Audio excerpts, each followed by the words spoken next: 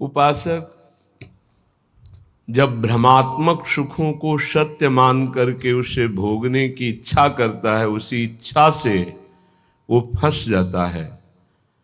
जो मुक्त है कभी बंधा ही नहीं, बंधन का मुख्य हेतु इच्छा है।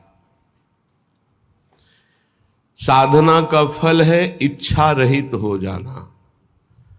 किसी भी तरह की कोई भी इच्छा नहीं। जिसके हृदय में ना सद इच्छा है ना असद इच्छा है, वो जीवन मुक्त महापुरुष है। जिसके हृदय में सद इच्छा है वो साधक है। जिसके हृदय में असद इच्छाएं हैं वही विषयी संसारी पुरुष है। यद्यपि संसारी पुरुष भी स्वरूप से मुक्त है, पर वो इच्छा रखने के कारण जन्म मरण के चक्र को स्वाभाविक प्राप्त होता है। इसलिए उपासक इच्छाओं के त्याग के लिए सदैव बलवान बना रहे। कोई इच्छा नहीं। जथा लाभ संतोष सदा काहू सो कछु न चाहोंगो। प्रभु से भी नहीं। सच्ची मानिए, प्रभु से भी कहने की आवश्यकता नहीं है। अनंत माताओं का दुलार लिए हुए हमारे सर्वशक्तिमान, सर्वज्ञ, सर्वत्र सर्वभूत हिते रताः प्रभु सदैव हित करते रहते हैं, मंगल करते रहते हैं, पर हमारी इच्छाएं गलत आचरणों में ले जाकर हमको दुख प्रदान करती हैं। ये हमारी इच्छाएं हैं। यदि हम इच्छा का त्याग कर दे तो प्रभु से भी इच्छा करने की आवश्यकता नहीं है। वो अपने आप योगक्षेमम वहाम्यहम, वो आप आगे से आगे व्यवस्था करते हैं। सत्य कहते हैं आवश्यकता बाद में होती है, व्यवस्था पहले हो जाती है। एक बार नहीं, लाखों बार ये अनुभव किया गया। एक भक्त नहीं, अनंत भक्तों ने ऐसा अनुभव किया। आवश्यकता बाद में, उसकी पूर्ति पहले ही हो गई है। पता बाद में चलता है। हम बोले ऐसा चाहिए और पूर्ति पहले है कि वो तो है, पहले से ऐसे ऐसा हो गया है। क्या हुआ? आप अपनी निष्ठा से चूक गए, इच्छा कर ली, प्रभु ने पहले पूर्ति कर रखी थी। बोले हमारी तो नहीं होती, क्योंकि आप इच्छाओं के गुलाम हैं, प्रभु के दास नहीं। इसलिए अवश्य में भोक्तव्यम कृतम कर्म शुभाशुभम, भोगना पड़ेगा आपको। जो अशुभ कर्म कर रहे हो, जो शुभ कर्म, सुख और दुख दोनों यदि भगवान में स्थित हो तो सुख दुख के परे स्थिति होती है भक्त की। भारी से भारी बाहरी दुख दिखाई देगा, बाहरी सुख दिखाई देगा, उसकी स्थिति में सुख और दुख प्रवेश नहीं कर सकता। हमारी साधना का परम लक्ष्य है चाह मिटाना, इच्छा मिटाना, चिंता शोक रहित हो जाना। फिकर फार फकनी करे ताको नाम फकीर। कोई इच्छा नहीं रह गई, सद की भी इच्छा नहीं। क्या स्थिति है? सद की भी चाह नहीं रह गई। असत की तो बात क्या। जो सद असत से परे प्रेम तत्व है, वो इच्छा रहित उपासक के हृदय में प्रकाशित होता है। जाहि न चाही कबहु कछु, तुम सन सहज सने। सहज प्रेम प्रभु से हो जाएगा। जैसे भी सहज प्रेम विषयों से, ऐसे प्रभु से हो जाएगा। बस इच्छा रहित हो जाओ। पूज्य श्री सद्गुरुदेव भगवान प्रथम, जिन्होंने इस मार्ग में अंगुली पकड़ के चलाना सिखाया। कोटि कोटि बलिहारी है श्री हरि की कि ऐसे सद्गुरु मिलते गए जो आगे बढ़ाते गए। बचपन से ही उन्होंने यही शिक्षा दी, कभी कोई इच्छा मत करो, जैसे प्रभु रखे वैसे राजी रहो। और स्वयं में ऐसी दिनचर्या थी। 20 वर्ष से वो फलाहार करते थे। गांव में फलाहार में आलू और गुड़ के सिवा क्या है? गांव के किसान जो पैदा करते उसमें वो सेवा करते। कोई अंगूर, फल, सेब, संतरा, सब। और नियमावली, नारियल का खप्पर ऐसे रखा और आपने पूछ लिया स्वामी जी डालें, खप्पर पलटा के रख दिया, हो गया बच्चा। पहले सिखा दिया जाता था, पूछ मत लेना, थोड़ा डाल, स्वामी जी और डाले, बस उतने से ऐसे हाथ रख देते। हाँ कहना उनके जीवन में नहीं था, ये दे दो कहना जीवन में नहीं था, भिक्षा करवा दो ऐसा जीवन में नहीं था। इसीलिए फलाहार करते थे। कई कई दिन थोड़ा गुड़ पा लिया, कभी कोई थोड़ा दूध ले आया, एक बार 24 घंटे में, रात दिन माला में रहते थे। जब देखो तब माला में। फलाहार में निद्रा अपने आप खत्म हो जाती है। अच्छा फलाहार करने वाले की बात नहीं कहते कि विविध प्रकार के पदार्थ जो ऐसे रूखा सूखा तो तमोगुण खत्म हो जाता है, नींद नहीं। तो हम जब गुरुदेव भगवान को देखते तो बैठे मिलते, 2 बजे रात का संस्कार उन्हीं का डाला हुआ है। ए उठ, देख किसान लोग खेत जोतने जा रहे हैं, जब वो अपनी क्रिया में प्रमाद नहीं करते, भजन में प्रमाद नहीं करते, तो ऐसे अपने आसन के नीचे शयन कराते, उठ बैठ माला ले, चल नाम जप कर। गुरुदेव की कृपा आज तक वही गुरुदेव की कृपा जगाती है और दिनचर्या में लगाए हुए हैं। 2 बजे की दिनचर्या पूज्य सदगुरुदेव भगवान का बाल अवस्था में डाला हुआ संस्कार, और नाम जप ही सर्वोपरि है, ये डाला हुआ संस्कार। नाम जप से ही रूप का प्रकाश होता है, ये विश्वास गुरुदेव ने ही दिया था। श्रीपाद प्रबोधानंद जी कह रहे हैं, यदि आपको इच्छा रहित परम पदवी की प्राप्ति करनी है तो त्यक्त्वा संगम दूरतः स्त्री पिशाच्याः सर्वासानां मूल मुद्धृत्य सम्यक दैवाल्लब्धे नैव निर्वाह देहम श्रीमद वृंदा कानने जोशमासस्व।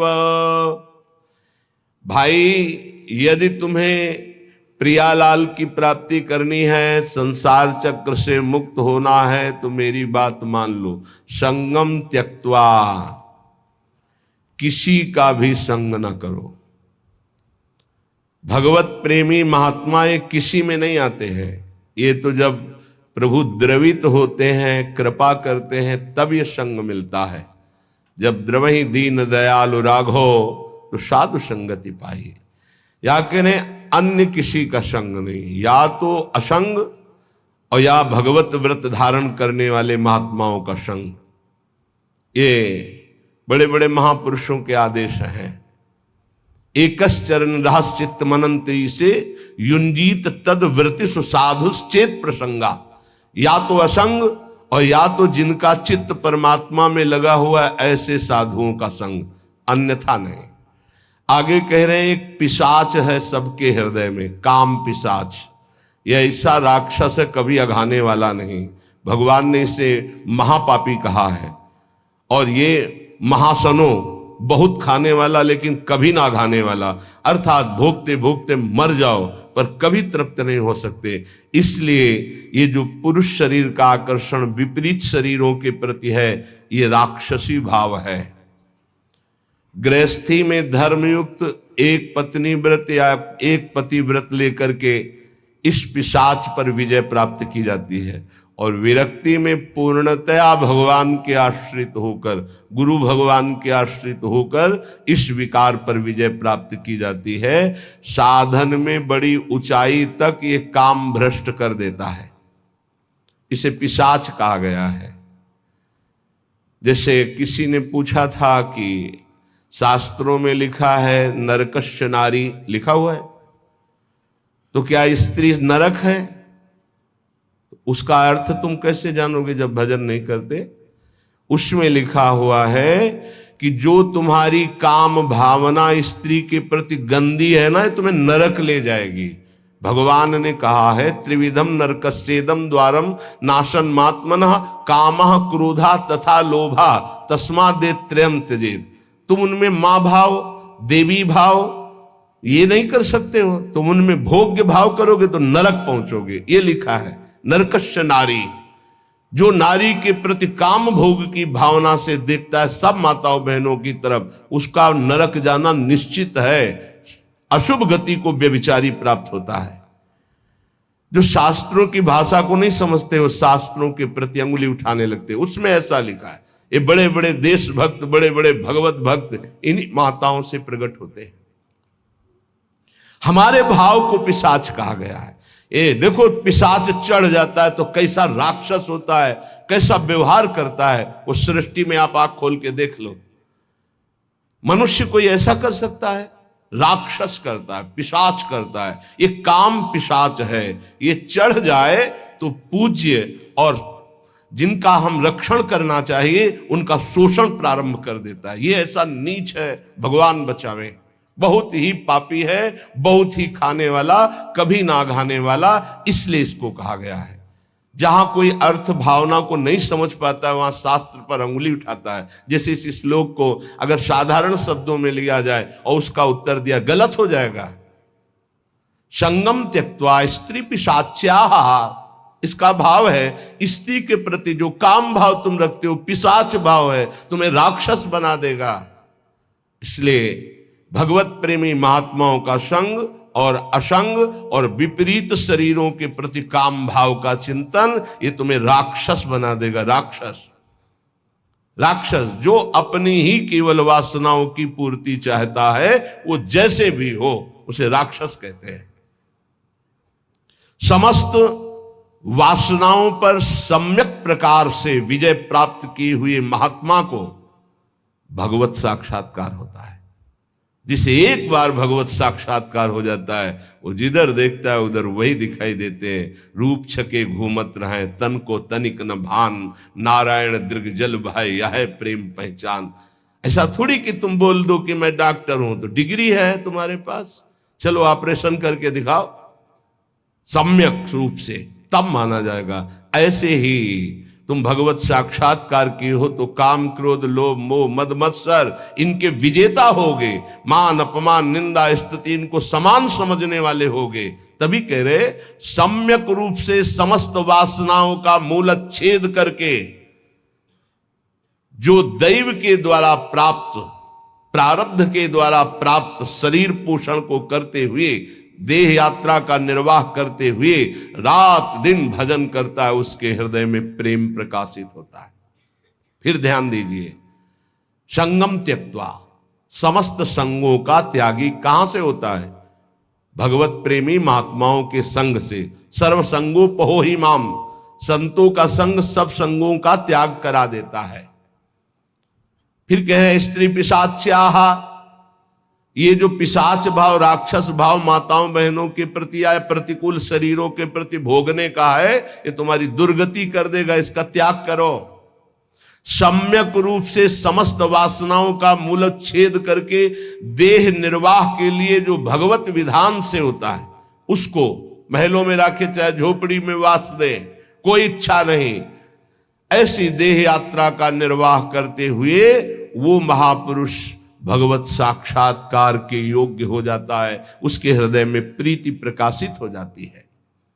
ना कुरु ना वद, ना कुरु ना वद किंचित विस्मराशेष दृश्यम, स्मर मिथुनम महस्तद गौरनीलम स्मरार्तम, बहुजन समवायाद दूरमुद्विजयाहि, प्रिय निवसस्तु दिव्य श्रील वृंदावनांतः। ऐसा कुछ मत कर कि तू फंस जाए।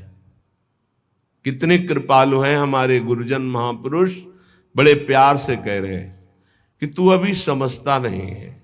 विषय चुगा जिन चुगय मन, चुगत कछुक सुख होए, फिर फांसी ऐसी लगे तेषम दुख न को।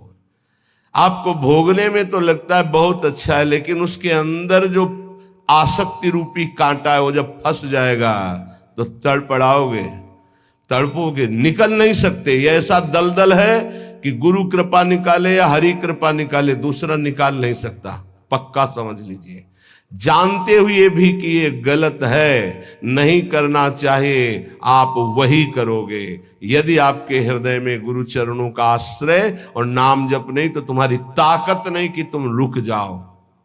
कह रहे ना करो, ऐसा कुछ मत कर कि तू फंस जाए, फिर निकलना मुश्किल हो जाए। श्री जी की कृपा ही निकालती है, ये पक्की बात समझ लो। श्री जी की कृपा निकालती है। जो भरोसे पे है वो कभी डूब नहीं सकता। जो गुरुजनों का भरोसा लिए वो कभी नहीं डूब सकता है। विश्वास रखो, चाहे जितना पतित हो गया हो, चाहे जितना नीचे गिर गया हो, एक दिन वो चमकेगा। जैसे नाव बहुत बढ़िया है लेकिन खेवैया नहीं है, तो नाव जर्जर हो और खेवैया चतुर हो तो निकाल ले जाएगा, विश्वास करो, निकाल ले जाएगा। माना आप साधनहीन बहुत पतित हो, लेकिन गुरुदेव का आश्रय ले लिया। बहुत बड़े महापुरुष श्री संत पलटू जी बहुत बड़े नाम जापक रहे, बहुत बड़े नाम जापक, रात दिन उनके हृदय में नाम चलता। पूज्यपाद उड़िया बाबा जी विशेष आदर करते थे श्री पलटू साहब का। वो कह रहे, नाव मिली केवट नहीं, कैसे उतरे पार, कैसे उतरे पार, पथिक विश्वास न आवे। महापुरुषों के वचन बहुत ध्यान से सुनिएगा। नाव मिली केवट नहीं, कैसे उतरे पार, कैसे उतरे पार, पथिक विश्वास न आवे। लगे नहीं वैराग्य यार, कैसे कह पावे। मन में धरे न ज्ञान, नहीं सत्संगति रहनी, बात करे नहीं कान, प्रीति बिन जैसी कहनी। छूटी डगमगी नाही, संत को बचन न माने, मूरख तजय विवेक चतुरई अपनी आने। पलटू सदगुरु शब्द का तनिक न करे विचार, नाव मिली केवट नहीं, कैसे उतरे पार। बहुत बढ़िया नाव मिल गई है भवसागर से पार होने के लिए मानव देह, लेकिन सदगुरु वर्ण नहीं किया, फिर तो नाव पार नहीं हो सकती, क्योंकि खेवैया ही नहीं है। सदगुरु रूपी खेवैया मिल जाए तो जर्जर नाव को भी पार कर दे। अर्थात कितना भी पतित नीच क्यों न हो, महान बन जाए। कैसे उतरे पार, पथिक विश्वास न आवे। अये संसार सागर से पार जाने वाले पथिक, तुझे विश्वास ही नहीं है कि गुरु रूपी खेवैया ही संसार समुद्र से पार करता है।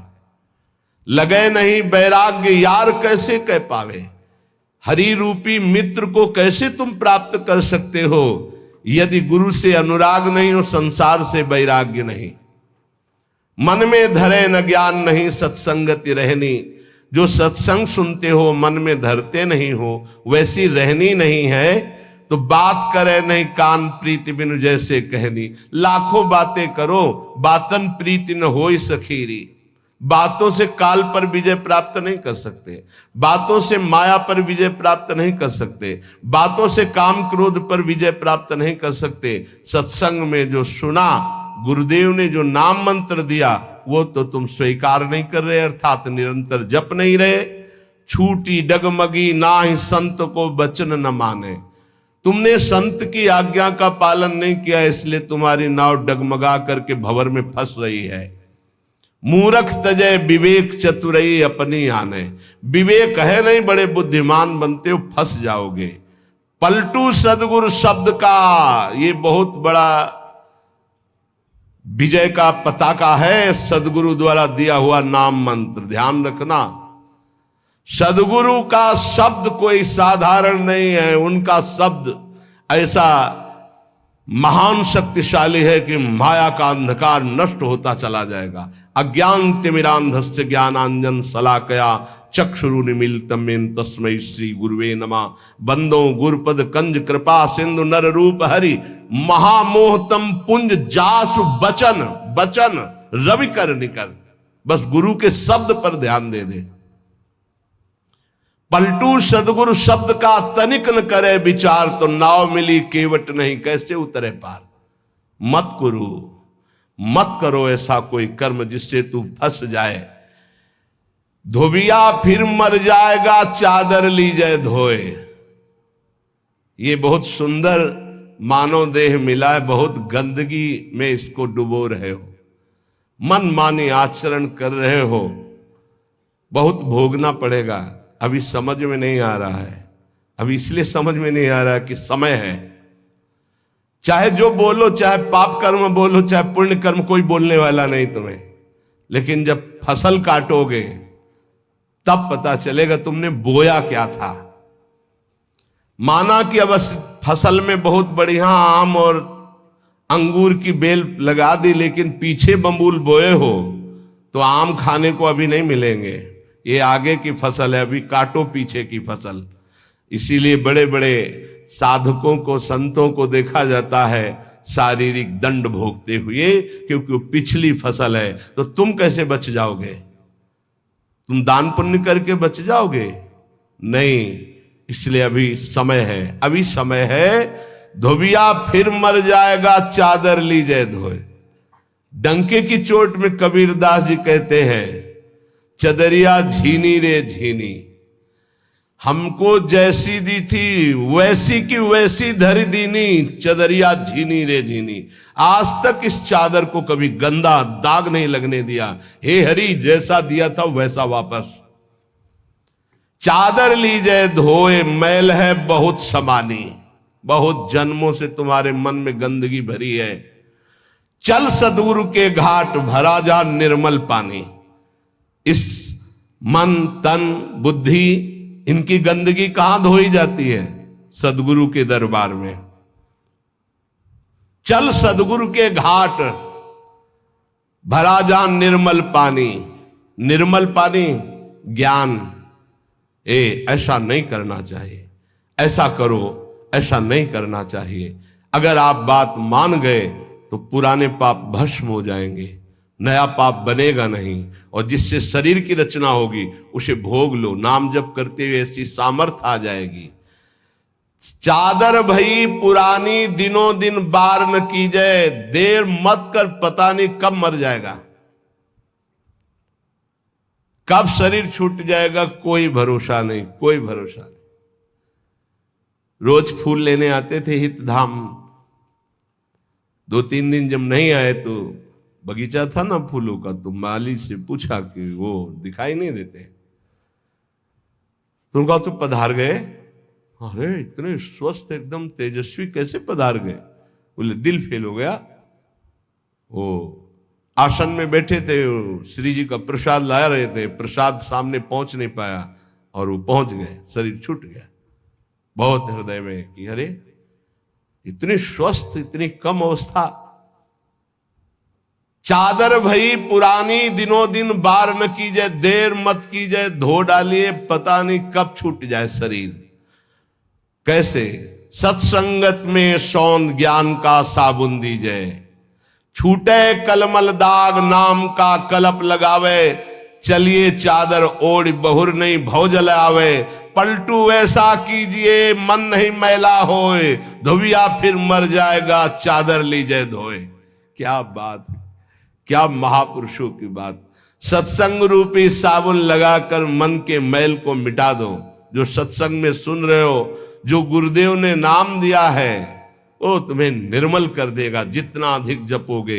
अगर नाम जप नहीं किया, सत्संग की बातें जीवन में नहीं उतारी, ये गंदगी छूटने वाली नहीं। कोई त्रिभुवन में ऐसा साबुन नहीं बना कि तुम्हारे मन को साफ कर सके। वो केवल गुरु प्रदत्त नाम और सत्संग। दीपक बारा नाम का महल भया उजियार। ये देखो, महल भया उजियार, नाम का तेज विराजा। शब्द किया प्रकाश, मानसर ऊपर छाजा। दसों दिशा भई शुद्ध, बुद्ध भई निर्मल साची। छूटी कुमति की गांठ, सुमति प्रगट होए नाची। होत 36 राग, दाग त्रिगुण का छूटा। पूरन प्रगटे, भाग कर्म का कलसा फूटा।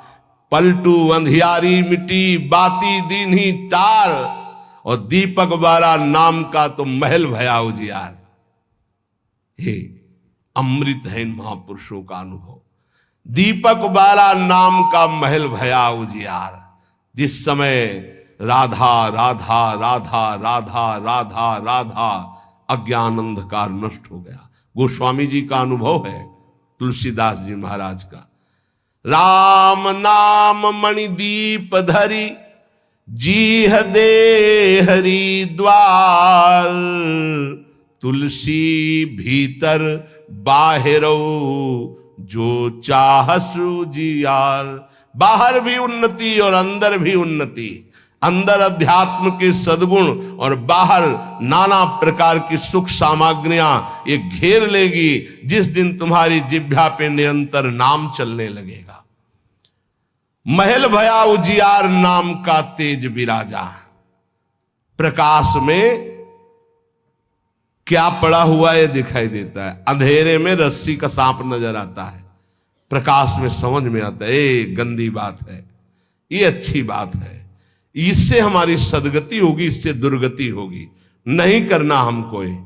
ये नाम के प्रकाश में दिखाई देता है।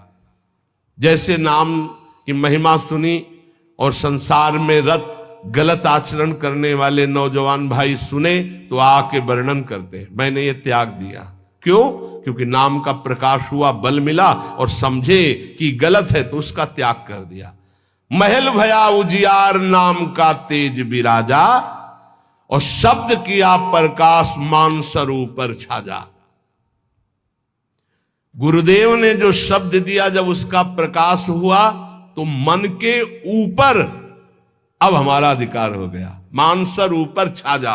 अभी तक हमको मन दबाए हुए था, जो चाहता था मन करता था, लेकिन जब से गुरुदेव ने नाम दिया, नाम का प्रकाश हुआ, अब मान स्वरूप पर छाजा। अब मन के ऊपर आसन लगा के बैठे, जो हम चाहेंगे वही मन करेगा, जो मन चाहेगा वो हम नहीं करेंगे।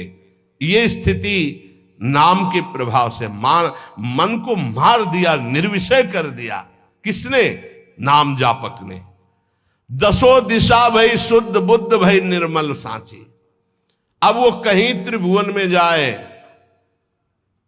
भाव कुभाव अनख आलसहु, नाम जपत मंगल दिशि दसहु।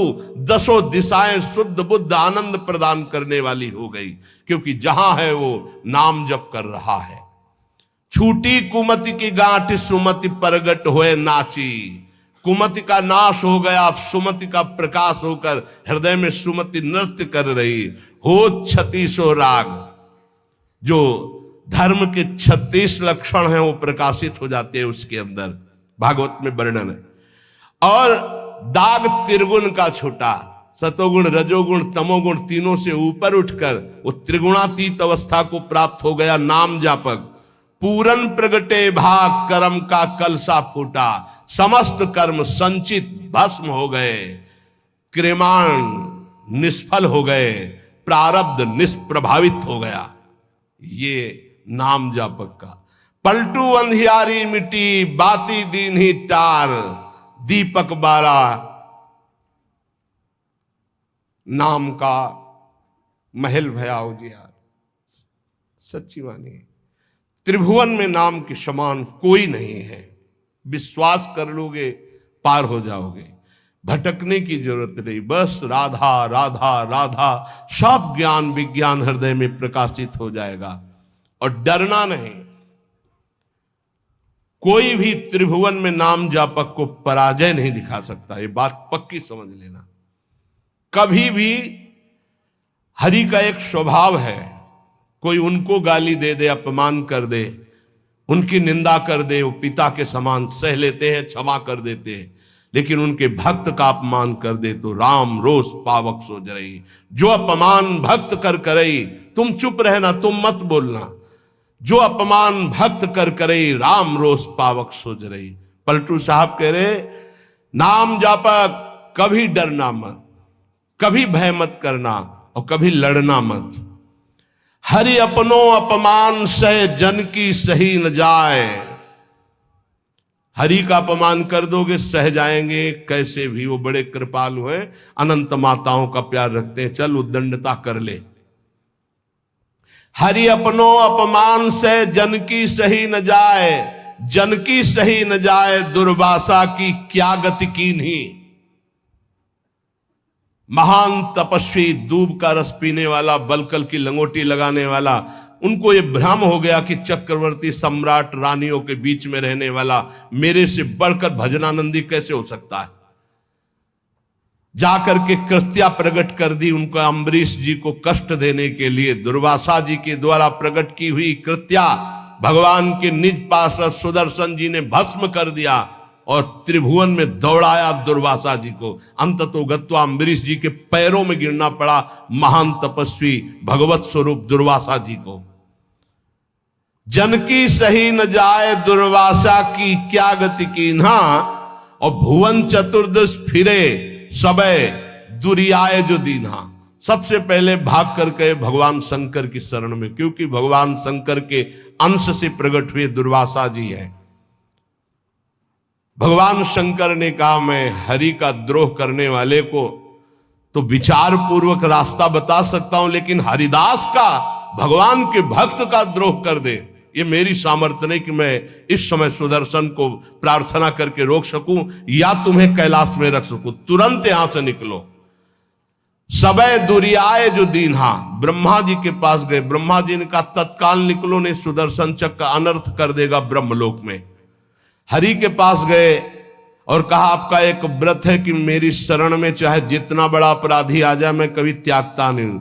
तो भगवान ने कहा अपराधी कितना भी बड़ा चराचर जगत का हो मैं उसे शरण दे सकता हूं, लेकिन मेरे भक्त का अपराधी, उसके लिए कोई गुंजाइश नहीं। अब ये सुदर्शन मेरी आज्ञा में नहीं है। अगर अम्बरीश जी कह देंगे तो ये सुदर्शन शांत हो सकता, अन्यथा नहीं। भाग के अम्बरीश जी के ही चरणों में आना पड़ा।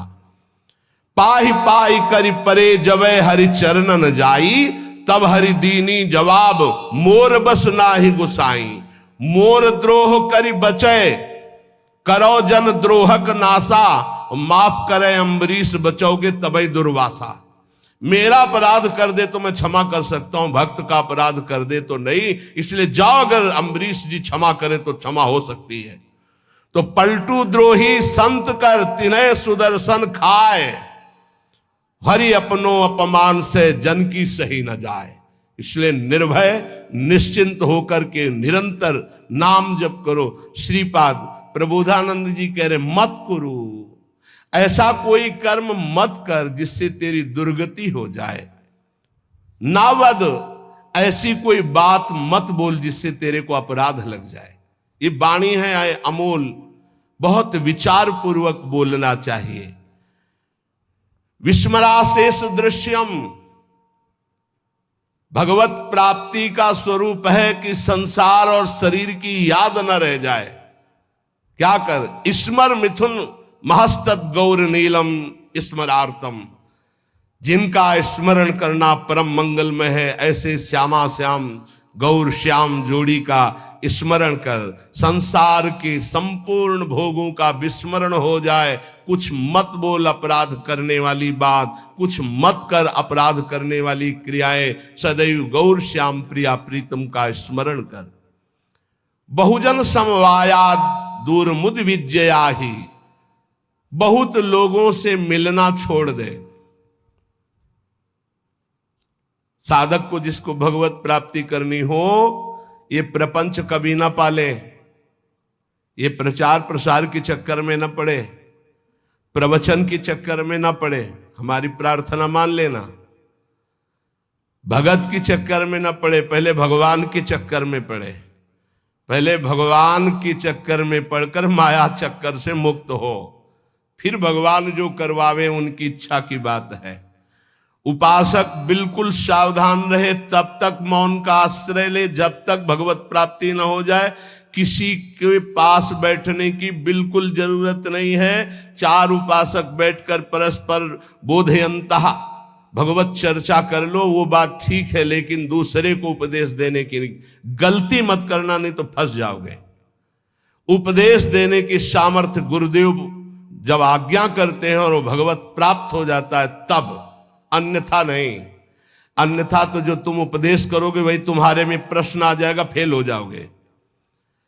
कह रहे बहुजन समवायाद दूर मुदविजयाही, बहुत लोगों से मिलना जुलना, उनको उपदेश करना बंद कर दे साधक। भगवत प्राप्ति करने के लिए पहले मौन का आश्रय लेकर अपने को बिल्कुल किसी काम का साबित ना होने दें।